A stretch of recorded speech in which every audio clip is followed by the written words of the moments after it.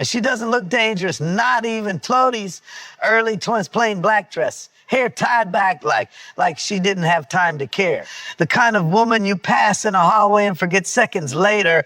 She stands at the edge of a high-profile gala. Crystal lights, polished smiles, power wrapped in silk suits is important. Everyone here wants something except her. Pause the room, surrounded by men who never blink first.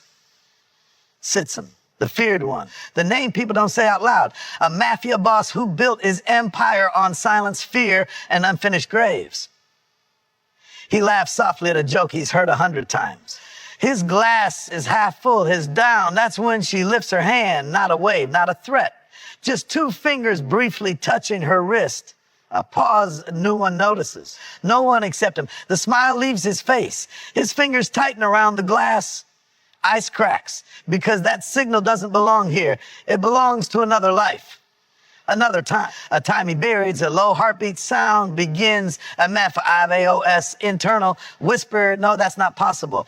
He tells himself it's coincidence, a nervous habit, anything but the truth. But his chest tightens anyway, because that signal was taught to only one person, in a room with no windows, on a night that ended in blood. And pause, and the woman lowers her hand. She doesn't look at him. Not yet. She watches the chandelier sway slightly above them, like time itself hesitating. People keep talking, laughing, clinking glasses, but the air has changed. Predator sense it before prey does. The boss feels it crawling up his spine.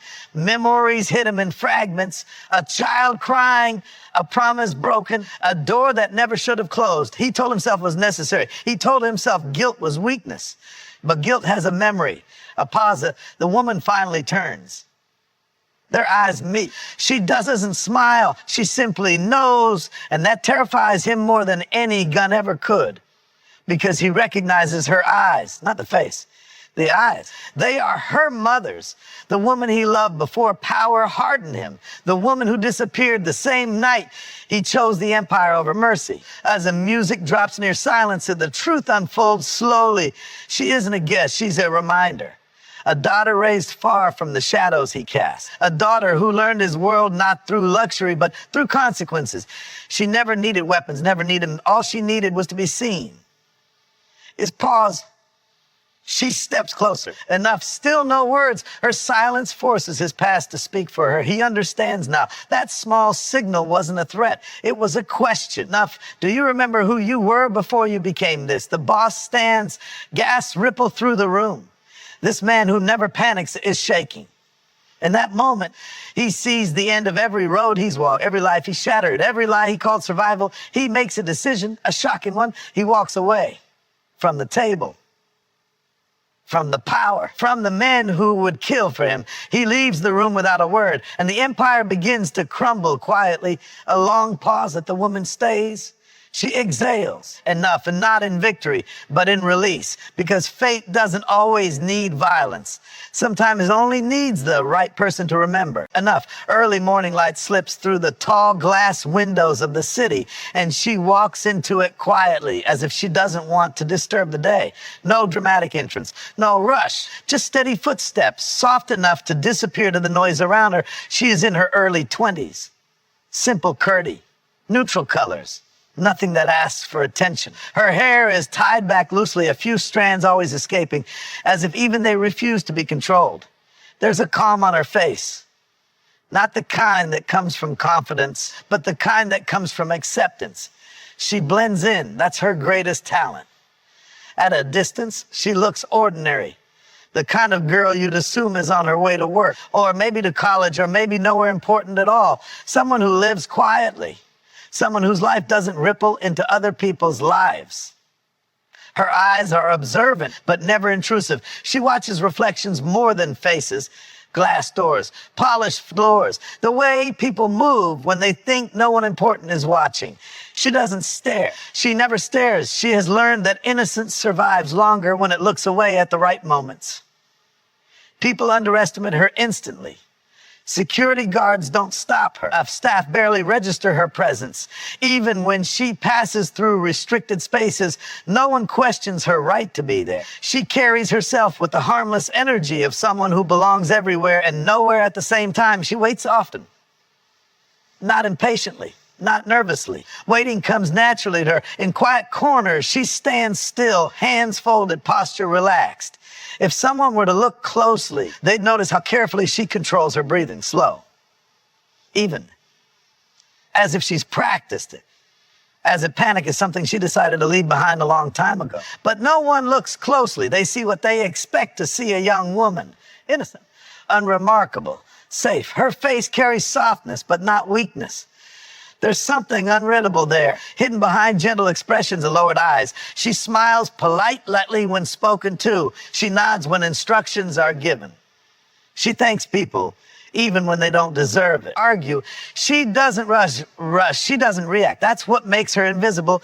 Inside there is silence, not emptiness, but discipline. Thoughts move carefully, like chess pieces placed long before the game begins. She remembers details others forget. Gestures, small habits, the way certain people avoid mirrors, the way others always sit with their back to the wall. She notices everything, but she lets nothing show. There are moments when the world around her grows loud.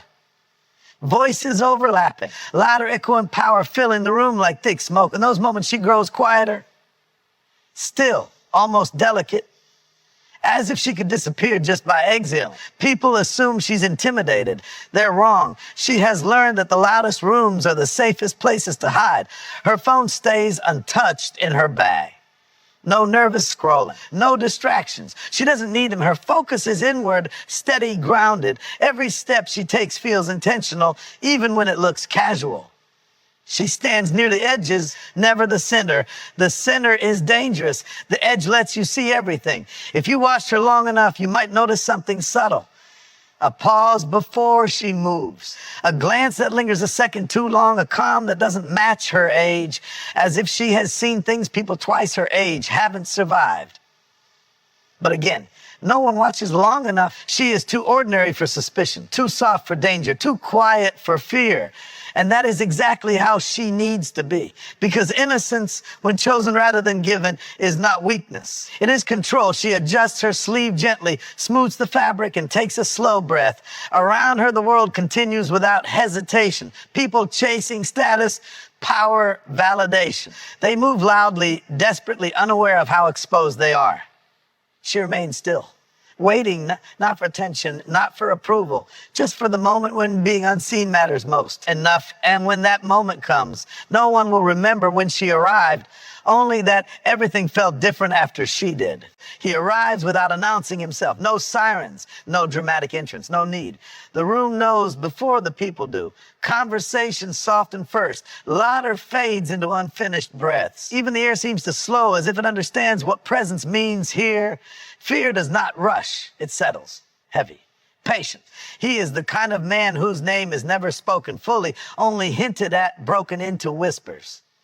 Not because people don't know it enough, but because saying it feels like an invitation for consequences. He walks in with measured steps, each one unhurried, deliberate. Power has taught him that speed is unnecessary when the world already moves out of your way. His suit is dark, perfectly tailored, not flashy, not loud.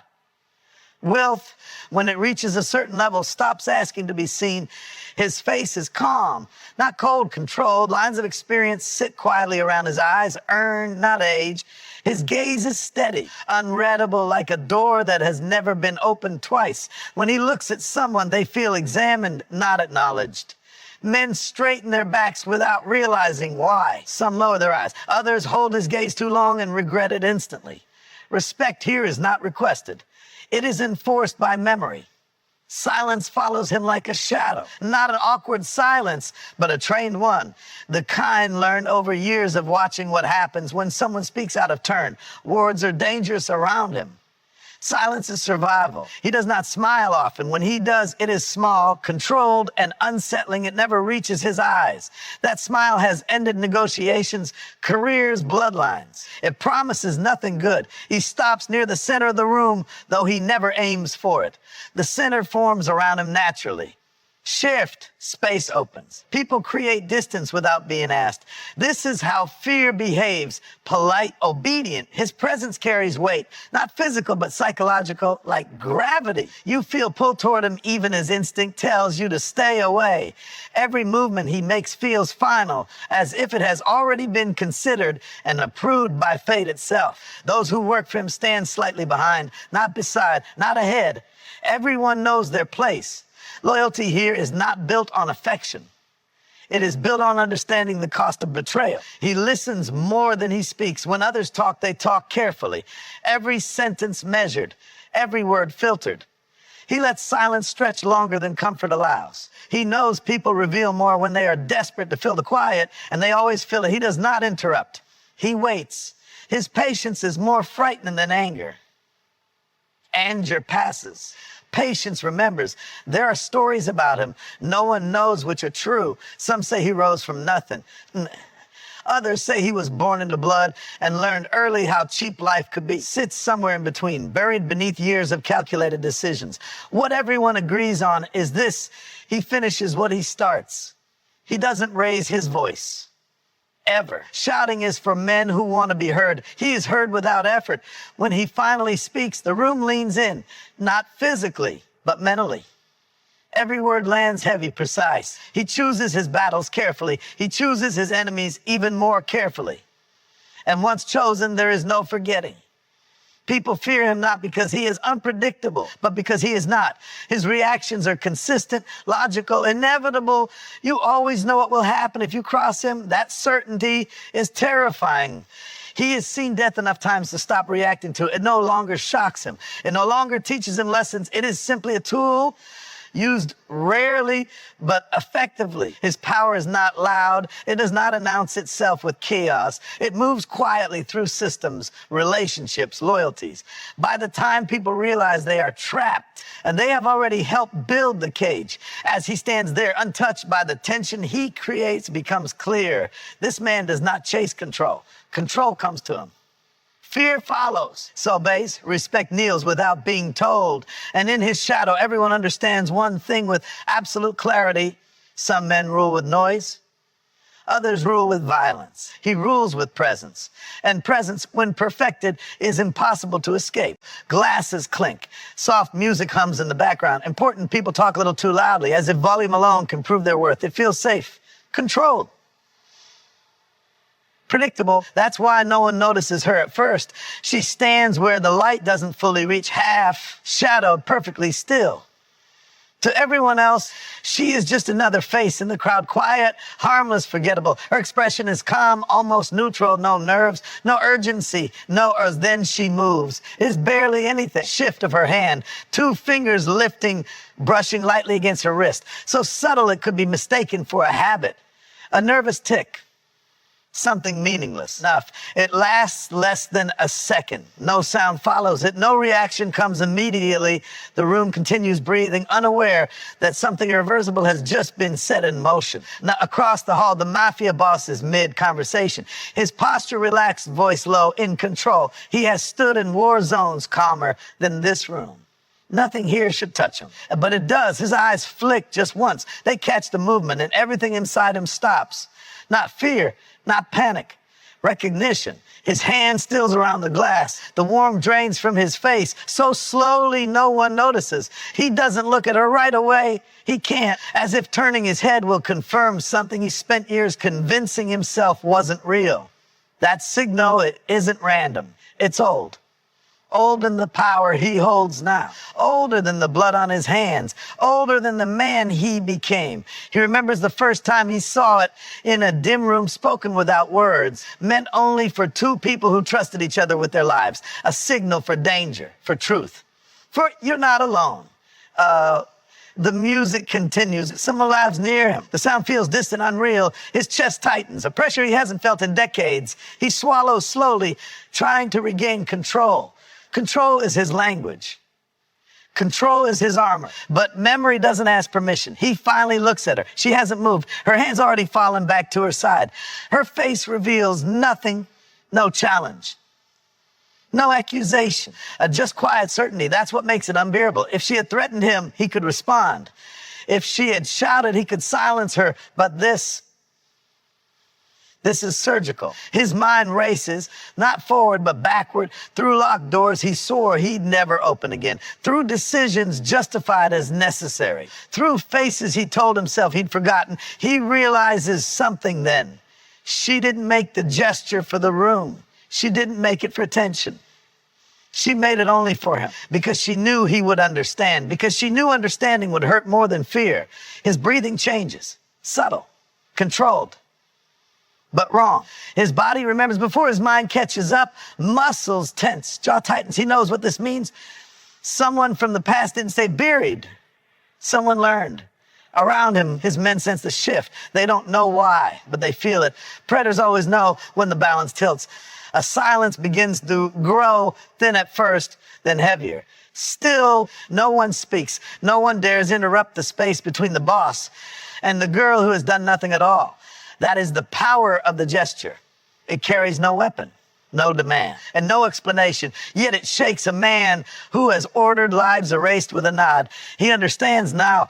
This moment was planned long before tonight, long before this room, long before he thought he was safe. She remained still, not for permission, not for mercy, just letting the weight settle.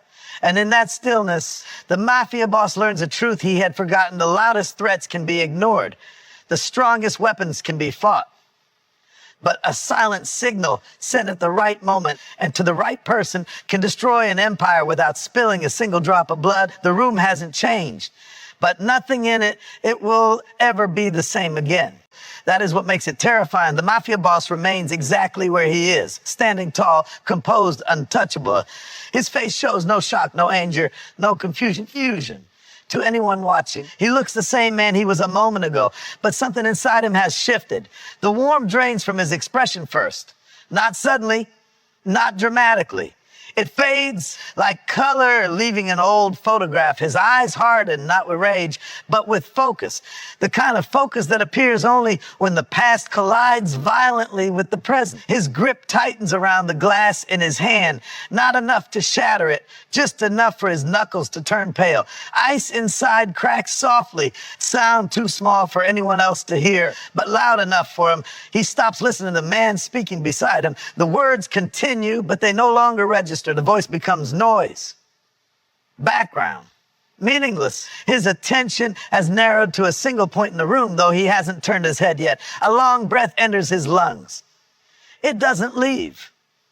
His shoulders stiffen. The subtle rise and fall of his chest pauses, then resumes in a slower rhythm, contraliberate, as if his body is reminding itself who is in charge.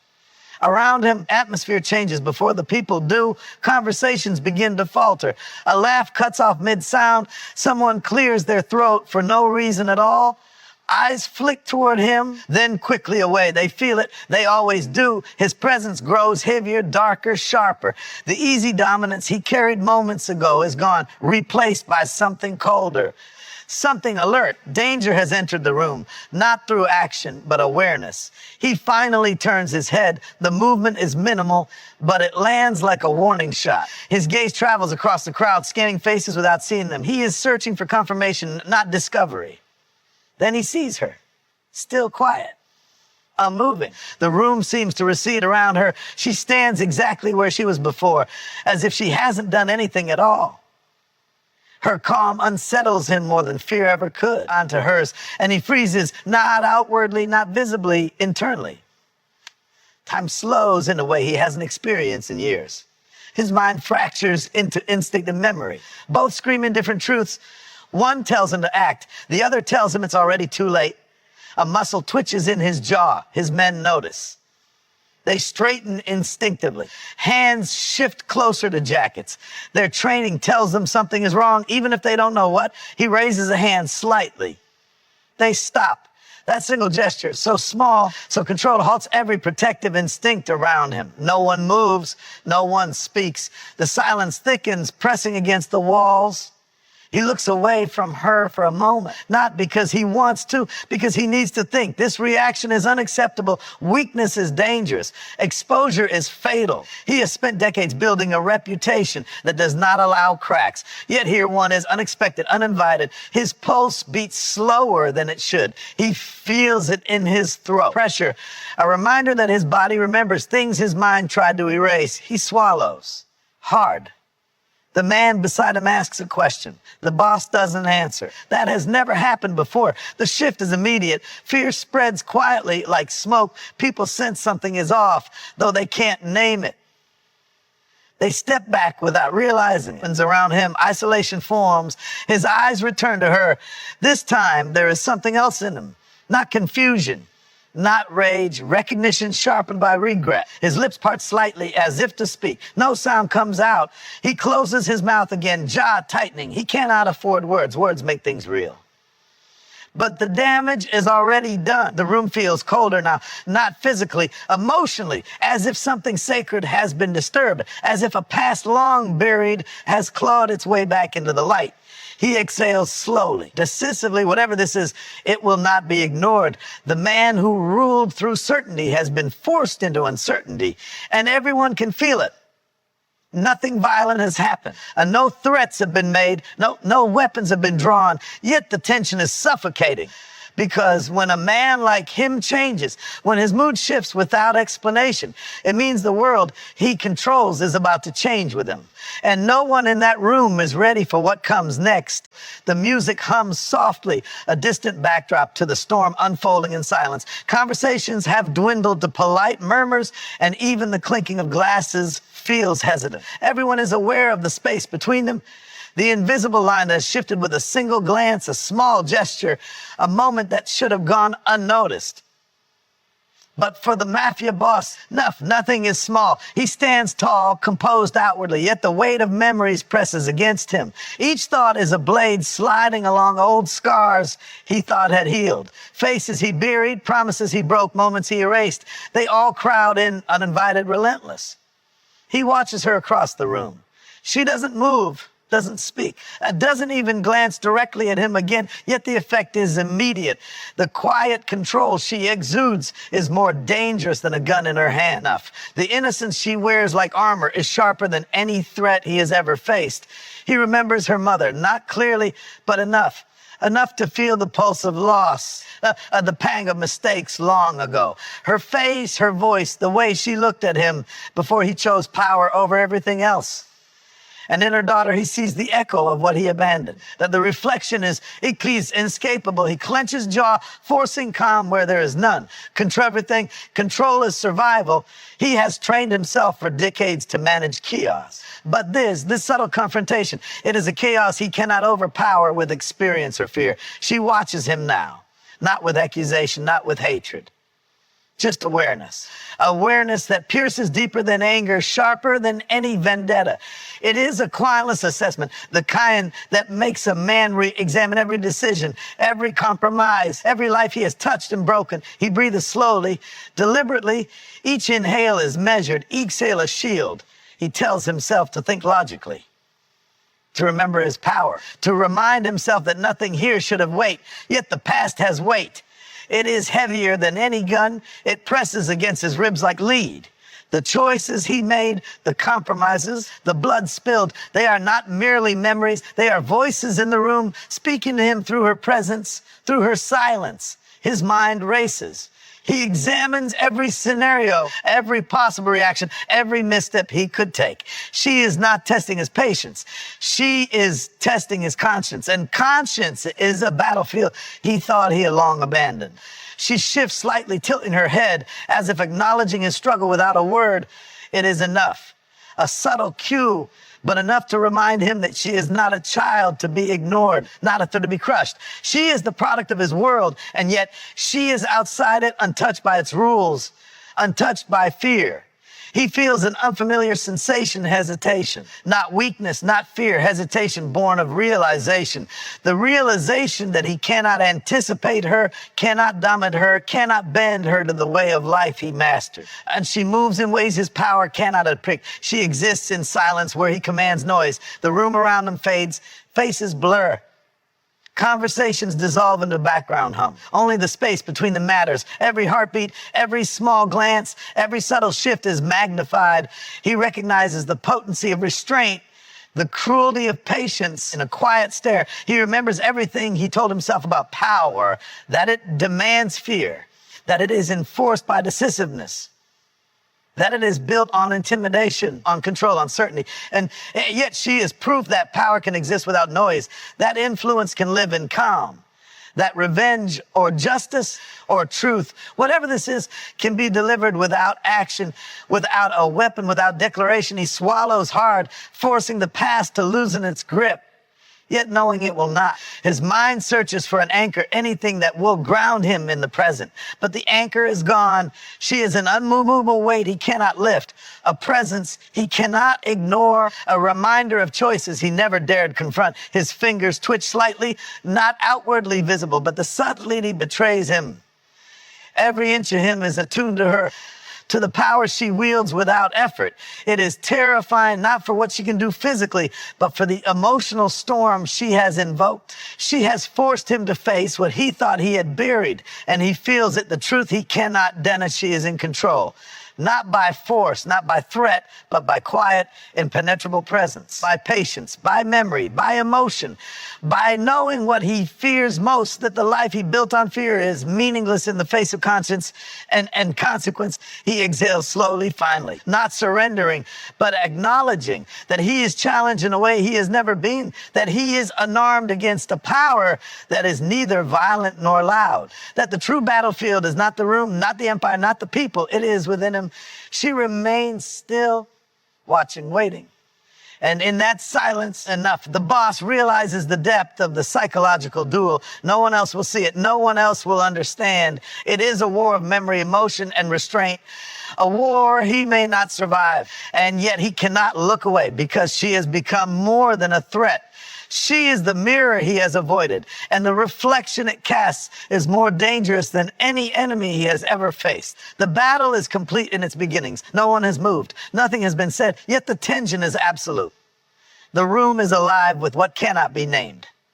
A quiet war rages, enough, one that will leave scars deeper than any gunshot, and he knows she has already won, or will, in ways he has yet to understand.